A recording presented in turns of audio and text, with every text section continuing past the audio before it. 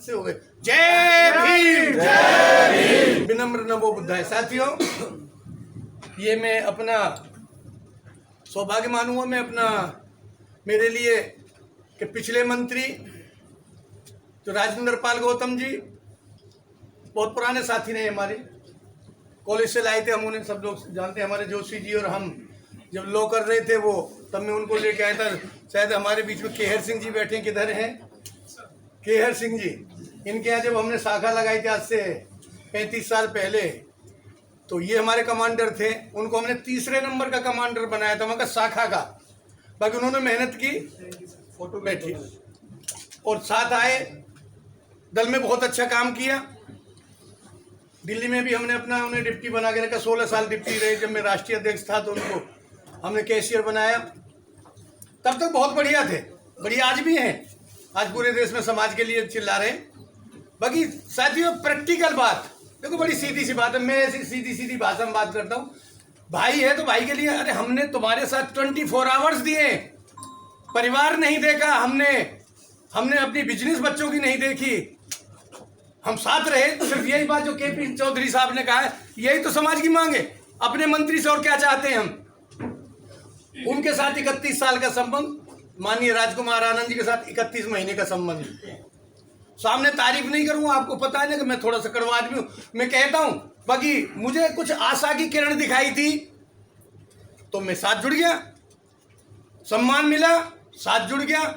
और आपको भी आश्वस्त करता हूं कि जो आपकी आवाज है, मैं जानता हूं आपके बीच में मैंने बहुत 35, 40, 50 साल ध्वज उठाया था 72 में बाबा साहब का, सब दर्द सीने में है। तो आपको मैं अपनी तरफ से आश्वस्त करता हूं कि जो जो भावना आपकी, आपने 7 बात की, इससे ज्यादा भी होंगी, मैं समय समय पर हमारे मंत्री माननीय राजकुमार आनंद जी को समय समय पर कहता रहूंगा, बोलता रहूंगा। और उम्मीद भी है मुझे, क्योंकि थोड़ी सी उम्र के हिसाब से परख भी हो गई है। एक बात के दीवाने हुए हम तो इनके, कहाँ किसके पास टाइम, अब तो सब आराम करने का टाइम होता है। समाज के लिए बहुत सारे लड़े, कौन खामों का भगा फिरेगा भाई बिना किसी उसके। कि मुझे भाषण देना नहीं आता, काम करना आता है। बस इसी लाइन के दीवाने हो के हमने कह दिया, पता तो कल का नहीं, बाकी अभी दमखम दिखाई दे रहा है। अगले 10 साल तक समाज के लिए राजकुमार जी आपके साथ कदम से कदम मिला के चलेंगे और पार्टी के साथ हम आपके साथ सेवा करेंगे। बस समाज की अपेक्षाओं पर, जो समाज आपसे चाहता है, आप प्रयास करें। कितना होता है ये तो आप सब लोग जानते हैं कि हमारी कौन कितना सुनता है। बाकी आपकी तरफ से प्रयास में कमी नहीं रहेगी, ऐसा मुझे भी विश्वास है। और मैं निवेदन भी करता हूं मंत्री जी से। धन्यवाद। जय भीम, नमो बुद्धाय। तो मैं दिल्ली गवर्नमेंट के बारे में बहुत ज़्यादा कुछ नहीं जानता, बैंकिंग के बारे में बात कर सकता हूँ। बैंकिंग की बहुत सारी समस्याएं आज भी निरंतर वहीं की उसी स्तर पर खड़ी हुई है। सफाई कर्मचारियों की भर्तियां सब बैंक ने रोक दी है। 93 से 2003 से कोई सफाई कर्मचारी की नियुक्ति बैंकों में नहीं हो रही। बाहर से आदमी हायर किए जाते हैं और उनसे काम करवा करके उनको परमानेंट किया जाता है, यानी बैकडोर एंट्रियां बैंकों में चल रही है। और सफाई कर्मचारी हमारे समाज के नहीं है, वो जनरल के लोगों को बुला करके उनसे सफाई करवाते हैं।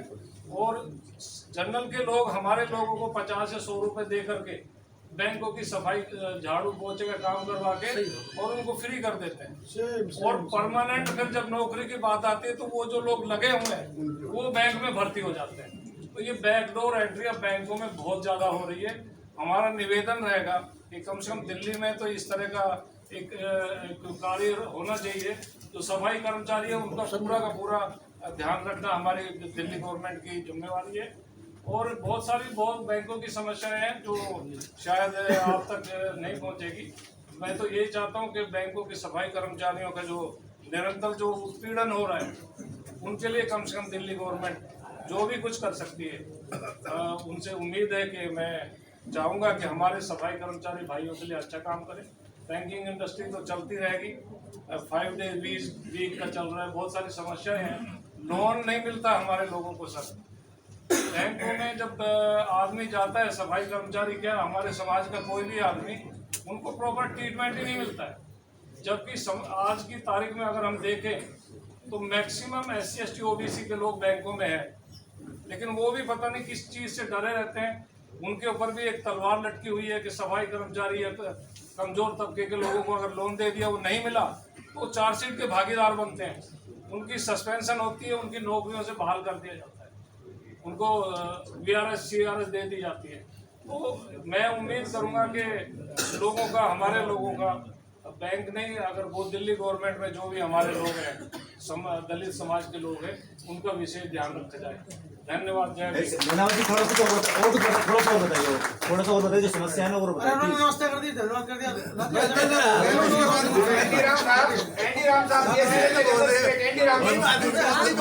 अगर आपने अभी तक हमारा चैनल सब्सक्राइब नहीं किया है तो सब्सक्राइब करें और घंटी का बटन बिल्कुल भी दबाना ना भूलें, ताकि सभी लेटेस्ट खबरें पहुंच सकें आप पे सबसे पहले।